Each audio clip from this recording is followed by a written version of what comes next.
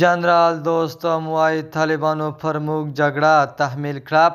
د افغانستان د ملي جنبش ګوند مشر عبدالرشید دوستم وایي طالبانو د سولې د پیغام په نه منلو سره پر موږ جګړه تحمیل کړه.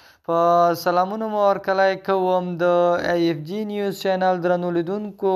سلام، ستړي مشئ، وخت مو په خیر. پام راګرځوم د دې ساعت مهم خبر ته او په سر کې یادونه کوم ملګرو که مو چینل نه وي سبسکرایب کړی د مهمو خبرونو لپاره در سره AFG نیوز چینل په درنښت سره سبسکرایب کړئ.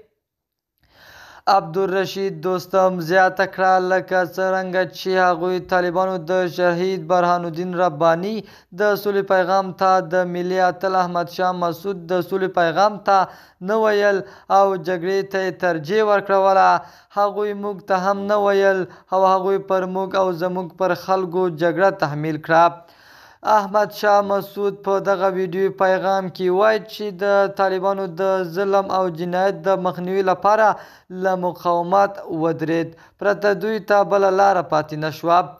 جنرال دوستم د خپلو خبرو په دوام کې له طالبانو سره د مخالفو سیاسي او نظامي ډلو پر یووالي او پیوستون ټینګار وکړ او ویې ویل له هر قوم، هر مذهب او هرې ژبې څخه چې خبرې کوو، له هر ګوند او غورځنګ څخه یو. د اوسني وضعیت د بدلولو لپاره او د اوسني وضعیت د ښه کولو لپاره موږ باید متحد او یوځای ودرېږو.